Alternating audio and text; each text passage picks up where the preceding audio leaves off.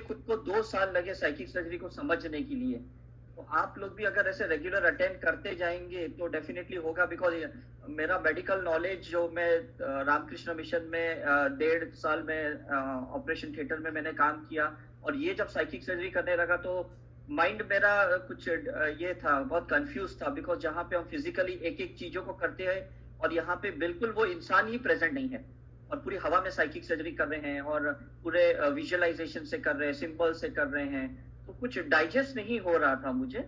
But any how मैंने सोचा चलो एक्सपेरिमेंट करके देखते हैं, एंड फाइनली मुझे जब बहुत अच्छे अच्छे रिजल्ट मिले पैरालिसिस में, कोमा में, कैंसर में, तब जाके फिर मैंने ओपनली पब्लिक में ये डिक्लेयर किया कि ये प्रोसीजर अल्टीमेट है। बिकॉज आप लोग डॉक्टर नहीं बन सकते, लेकिन आप लोग साइकिक सर्जन बन सकते हैं, ये तो मैंने 100% देखा।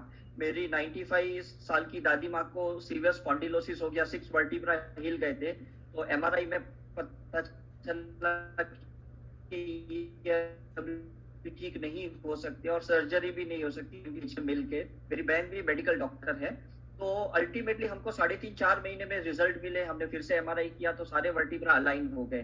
तो इस तरह से हम कोई भी मेडिकल केसेस पे साइकिक सर्जरी को कोप अप कर सकते हैं। मेरा खुद का फ्रैक्चर हो गया था 2009 में वैष्णो देवी से नीचे उतरते वक्त, तो उसका भी मैंने साइकिक सर्जरी किया, तो मेरा 7 दिन के अंदर बोन फ्यूज हो गया, जो ऑर्थोपेडिक सर्जन कहते हैं पॉसिबल ही नहीं है, आपको 1.5-2 महीने रखने पड़ते थे प्लास्टर, मैंने प्लास्टर भी नहीं रखा।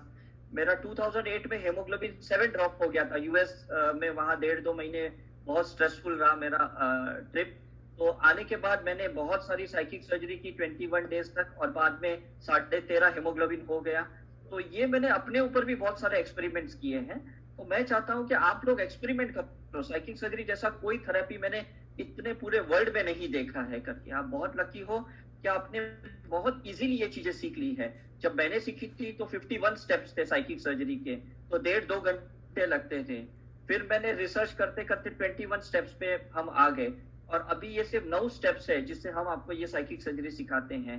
तो आप ये 9 स्टेप्स को अप्लाई कीजिए और देखिए आपको ट्रिमेंडस रिजल्ट मिलते हैं। मतलब बड़े बड़े डॉक्टर सर्जन जो नहीं कर पाएंगे वो आप इजीली कर पाओगे, इतना मैं दावे के साथ कह सकता हूँ। और हमारे 2 लाख स्टूडेंट है जिन्होंने ये सीखा है अब तक 20 साल के अंदर, और जिन्होंने भी सीखा है वो प्रैक्टिस करते हैं और उन्हें उतना ही रिजल्ट मिलता है जो मुझे मिलता है। मतलब ऐसे भी मत सोचना कि कोई केस आप अगर मुझे दोगे तो सक्सेस रेट ज्यादा होगा, ऐसा नहीं है।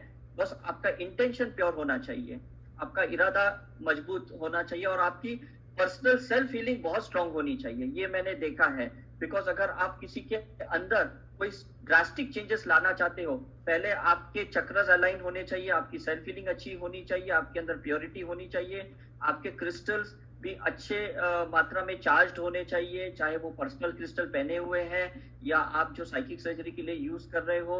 और हर प्रोसीजर बहुत सिंपल है कि रूम चार्ज करो, क्रिस्टल चार्ज करो, सेल्फ चार्ज करो, फिर सिल्वर कॉर्ड कनेक्ट करो, स्कल ओपन करो, नेगेटिव चीजों को बाहर निकालो, पॉजिटिव चीजें डालो, कलर्स डालो, एफर्मेशंस डालो, स्कल बंद करो, और सिल्वर कॉर्ड को रिटर्न गॉड गॉडेसेस को दे दो।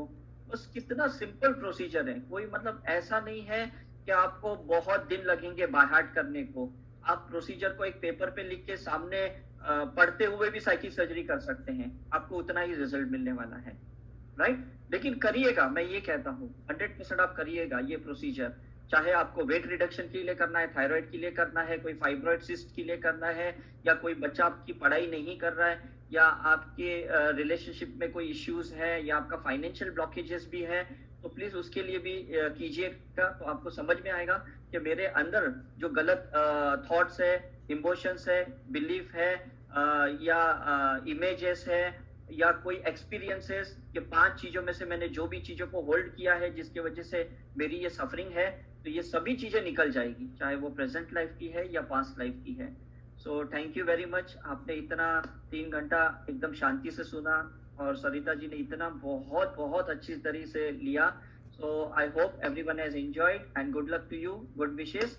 हम 6 बजे फिर से मिलते हैं with new topic, confession and compassion. और God bless you everyone and take care. मजा आ गया।